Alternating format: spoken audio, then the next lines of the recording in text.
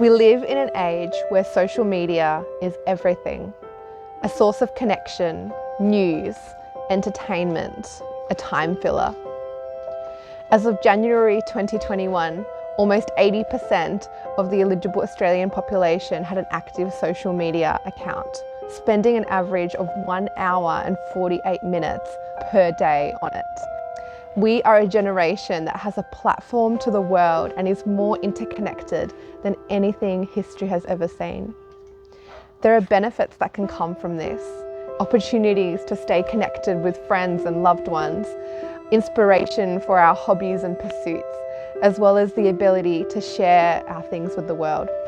And yet, we are facing greater rates of loneliness and depression than ever.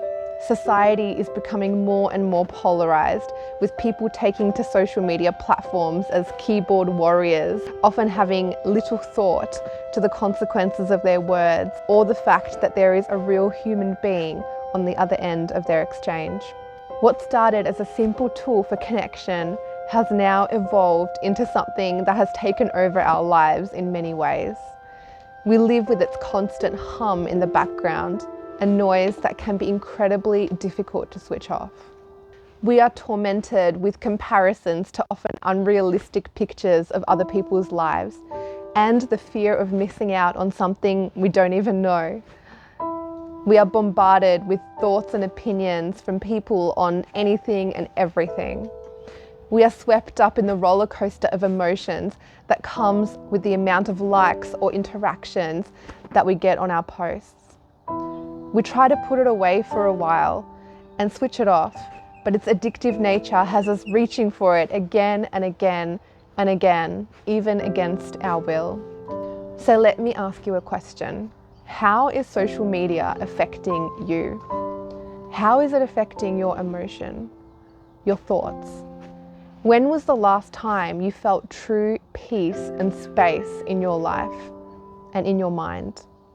When was the last time you could truly be still? If your answer is a long time ago, it may be worth taking the time to consider the role social media is playing in your life. I have asked myself these questions a few times over the years, and I realized at a point that social media wasn't doing me many favors. It was intensely distracting to my productivity and giving me just a general sense of unrest and dissatisfaction. I tried to cut down on it a number of times, but inevitably, if I was having a stressful or bad day, it just crept its way back in as an easy mind-numbing tool. The problem was, I always felt worse after being on it. A few years ago, I finally took the plunge and deactivated my Instagram accounts. This was definitely a positive step for me, but I did still have Facebook in the background and found myself deferring to that more and more as a result. The worst part was, every time I opened it, I thought to myself, why am I doing this? There is not much here that is of any true value or even of interest to me, and yet I keep feeling the need to check it. I considered quitting it a number of times, but I couldn't bring myself to do it, always afraid of losing touch with people and missing out on important things. Finally, 2 months ago, it all came to a tipping point when one fateful weekend, I spent a couple of hours scrolling through Facebook.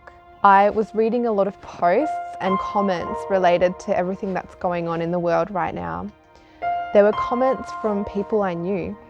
At the end of that time, I felt depressed, discouraged, and heavy. I felt anxious and fearful about what was going on in the world and the negativity all around me.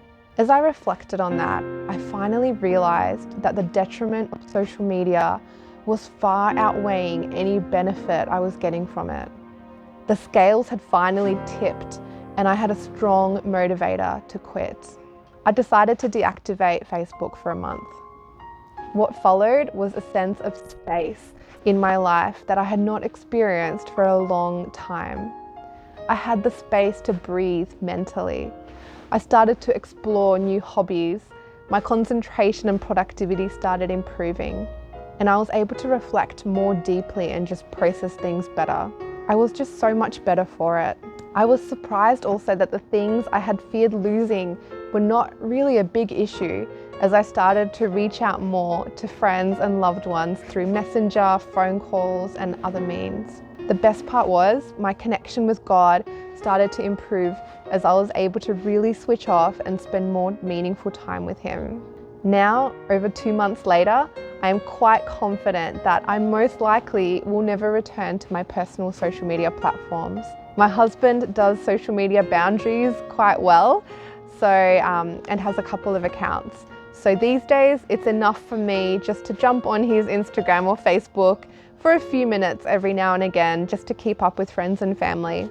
It is a boundary that is definitely changing my life for the better.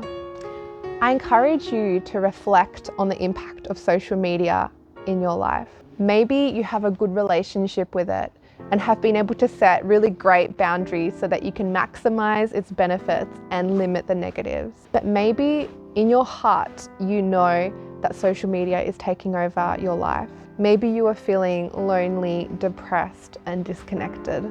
It might be time to consider taking a break from social media or even quitting it altogether. It may just be the thing that helps release you from the mental lockdown you are experiencing. Or maybe you just need to consider setting stronger boundaries with your social media. Don't read every post. Unfollow accounts that you know are affecting your mental health negatively. Follow accounts that inspire and encourage you. Set a timer on your phone where the app will shut down after a certain amount of time. Psalm 46 verse 10 says, "Be still and know that I am God. I will be exalted among the nations. I will be exalted in the earth." God is sovereign and greater than anything going on around us or in our minds. He is calling us to this place of stillness and peace where we can silence all the other voices around us, all the background noise, and truly commune with Him, knowing who He is and what He is calling us to. When we do, we will experience a peace that surpasses all understanding, which will guard our hearts and minds in Christ Jesus.